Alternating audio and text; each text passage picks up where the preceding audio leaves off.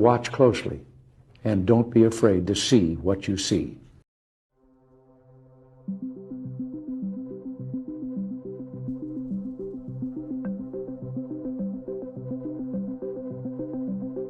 We have before us the opportunity to forge for ourselves and for future generations a new world order. 1989, President Bush said, and it's a phrase that I often use myself, that we needed a new world order, and instead it looks like we got a lot of disorder. We still, and after 9/11, we've been more sensitive.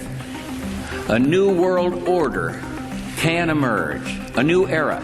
Today, that new world is struggling to be born. A world quite different from the one we've known.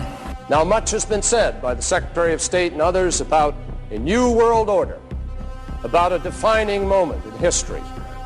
I have no doubt about the potential of this moment to be defining in terms of history, but that definition can be negative as well as positive.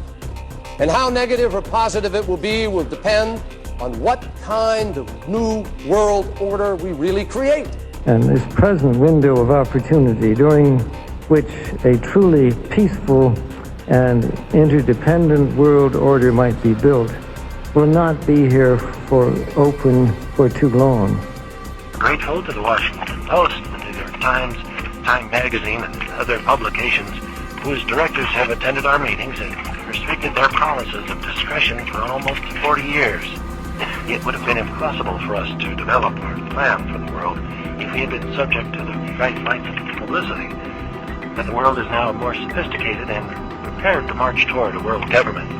Presidential hopeful laid out his vision for America's place in a new world order. In this new world, such dangerous currents have swept along faster than our efforts to contain them. And that is why we cannot afford to be divided. No one nation, no matter how large or powerful, can defeat such challenges alone. The way we're going to win over the long term is not just militarily. We've got to win over hearts and minds. And what that means is we've got to invest in countries that have no educational infrastructure, have no means for young people to get ahead. We've got to give them a stake in creating the kind of world order that I think all of us would like to see. What sort of a financial deal should Obama be seeking to strike when he travels to China next month? No, I think this would be the time, because you really need to bring China into the creation of a new world order, financial world order. World order can be created. It's a great opportunity. It isn't just a crisis. There's a need for a new world order, but it has different characteristics in different parts of the world. I have in my possession a secret map made in Germany by Hitler's government, by the planners of the New World Order. So we have to prepare for a more angry world, and how to prepare? It means to take the necessary action to create a fairer world.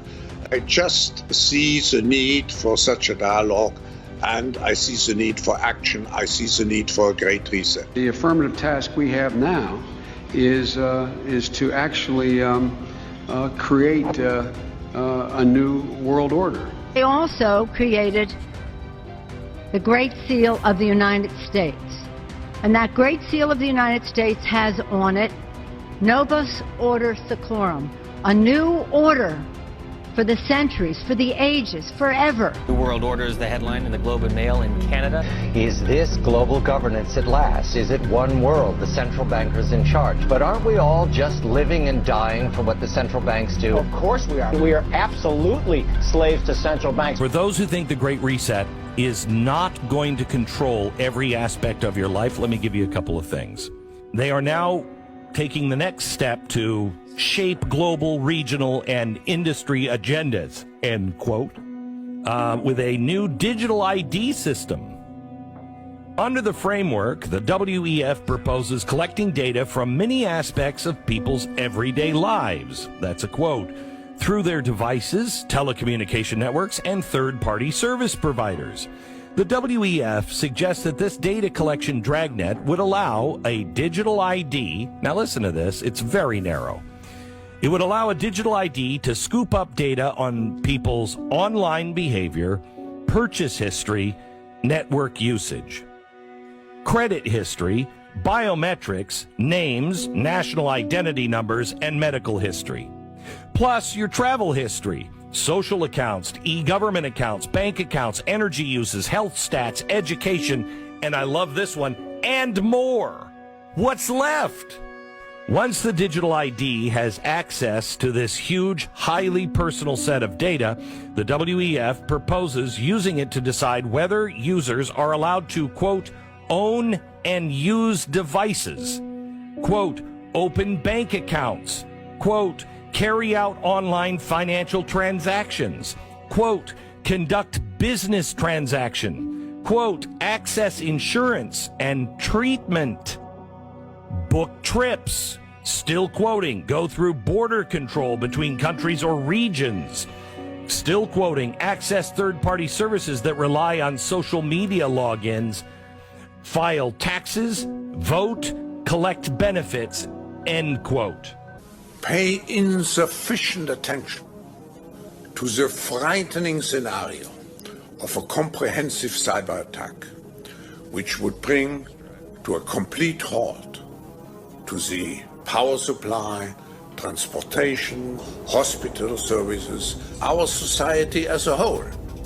The COVID-19 crisis would be seen in this respect as a small disturbance in comparison to a major cyber attack.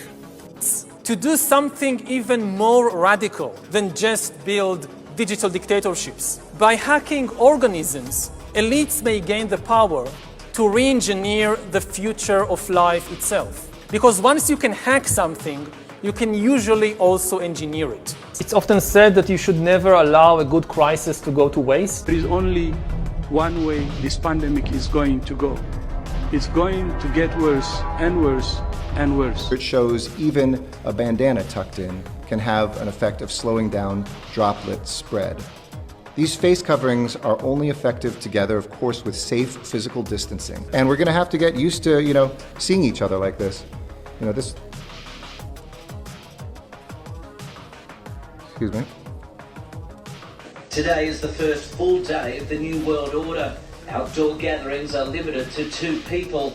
Exercise is allowed, but no further than a 10-kilometre radius from your home. Browsing in shops is not permitted. Only 1 person per household may leave to do essential shopping. And from tomorrow, funerals are limited to 10 people. 2,500 pages. If you take a look at $3.5 trillion price tag, and you do the math, that's $1.4 billion for every page of this bill. Because that's what Americans do now. They're always willing to trade away a little of their freedom in exchange for the feeling, the illusion of security. People could look back in 100 years and identify the coronavirus epidemic as the moment when a new regime of surveillance took over, especially surveillance under the skin. It seems to me early on there was an intentional, very comprehensive suppression of early treatment in order to promote fear, suffering, isolation, hospitalization, and death. And it seemed to be completely organized and intentional in order to create acceptance for and then promote mass vaccination.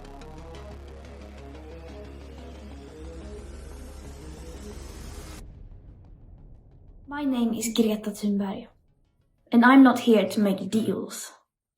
I'm only here to once again remind you of the emergency we are in. The crisis that you and your predecessors have created and inflicted upon us. In the coming days, the world has the chance to join in the shared objective of creating a safer, stabler future for our people and for the planet on which we depend. Without swift and immediate action at an unprecedented pace and scale, we will miss the window of opportunity to reset for a green-blue recovery and a more sustainable and inclusive future. In other words, the global pandemic is a wake-up call we simply cannot ignore. Monsanto came illegally, didn't take any approval, with the promise that they would increase farmers' incomes and have this magical technology to control pests. Well, the bollworm is now resistant. Farmers are in debt. Farmers are committing suicide. Entry of corporations into agriculture is so wrong because the corporations only bring poisons, making gases to kill people in concentration camps. That was not their aim. Their aim was to give people enough. No, the aim was to make chemicals that kill people. After the wars, they said, why should we stop making these chemicals? Now that we have the data that is showing that native seeds have more nutrition, they produce more food, they have no cost because you don't have to use chemicals, that local biodiversity is the way to feeding the world. In spite of all that evidence, Bill Gates is still imposing and forcing GMOs. Bill Gates does both. He takes living resources and our seeds and biodiversity, mines it into data. In natural selection with evolution by intelligent design, not the intelligent design of some god above the clouds, but our intelligent design and the intelligent design of our clouds, the IBM cloud, the Microsoft cloud. These are the new driving forces of evolution. Brain, my body, my life. Does it belong to me or to some corporation or to the government or perhaps to the human collective? This year, he has made an announcement. The announcement is the formation of one world religion. And an invitation has been issued to all top religious leaders on the world to gather together September 2020 in the city of Hague in Holland at a place called the Peace Palace to sign the covenant of one world religion. To those individuals and organizations and people that are behind the New World Order, the global reset, as you call it, the international order, how about one world government, to the World Economic Forum, the Bilderberg Group, all that you're doing, your global climate crisis that you're using. Skeptical of an international order if we are not sure how the rules will be made, because thus far the international order has been made with rules that we had no input into and that affect us, and even when on the few occasions when the rules will seem to favor us, then they get changed. A unipolar world, a world of one superpower, may be quite dangerous. We are here for one reason. We love the United States of America. The minute they hand you that passport, every right that you have is transformed into a privilege contingent upon your obedience to arbitrary government dictates. And what do we do about this? We resist. Nobody in history of the planet has ever complied their way out of totalitarian control. The New World Order under the United Nations would mean, among other things, an end to our God-given rights given us and secured by the Constitution.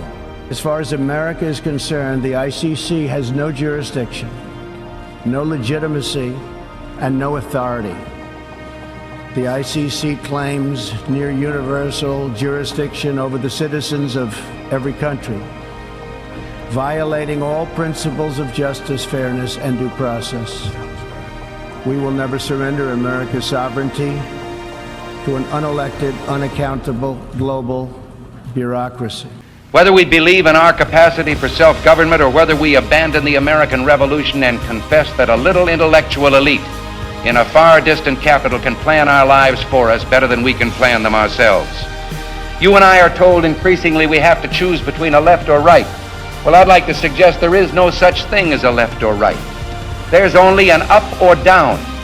Well, I think it's time we ask ourselves if we still know the freedoms that were intended for us by the founding fathers. Not too long ago, two friends of mine were talking to a Cuban refugee, a businessman who had escaped from Castro. And in the midst of his story, one of my friends turned to the other and said, "We don't know how lucky we are." And the Cuban stopped and said, "How lucky you are. I had some place to escape to." And in that sentence, he told us the entire story. If we lose freedom here, there's no place to escape to. This is the last stand on earth. Well, I think it's time we ask ourselves if we still know the freedoms that were intended for us by the Founding Fathers.